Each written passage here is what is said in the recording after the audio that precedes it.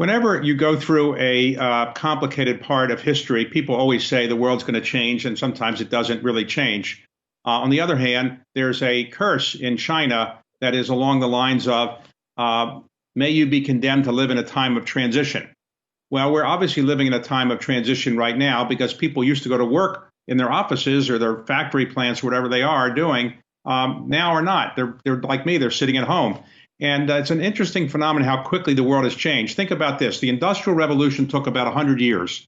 The Internet revolution, maybe 20 years. The smartphone revolution, maybe 5 to 7 years. Now, in less than 1 year, we have basically said we're going to do things on the equivalent of what we're doing now, Zoom or the Zoom equivalent.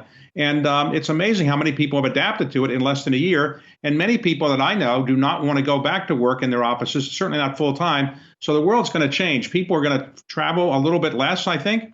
People are going to, eventually they'll travel again the way they were going to do, I suppose. But right now they're going to travel less, and that will probably happen for a while. They're also going to go out less in many ways. They're going to probably use hotels less than they were before. They're going to spend less time commuting to their offices than they were before, and they're probably going to buy different things than they bought before, and they're going to learn more technology than they knew before. So the world's going to change in many ways, and it's happened relatively quickly.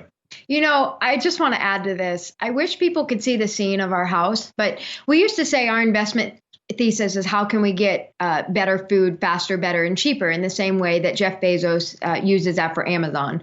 I think what my father has figured out during quarantine is he can get things faster, better, and cheaper by making our house be a warehouse for purchasing of all of his books. So the scene of our dining room is thousands of books that he's signing. And then his commute time is now 10 seconds instead of traveling around the world to meet investors. So I think that one of the advantages of when you get to observe people that come before you in the industry is if you can see that they are able to innovate while things happen. We've always said that the best leaders are agile. So it's amazing to see this. I wish we could turn the camera right now to show people what my father has figured out. So human interaction has obviously been the hallmark of how people get things done throughout the history.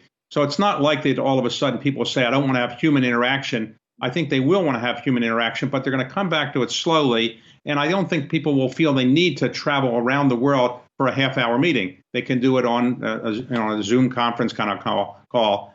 So the world will change in ways we can't predict. But I do think that you're going to see people adapting to this way of life for quite some time. And now, 10 years from now, who knows?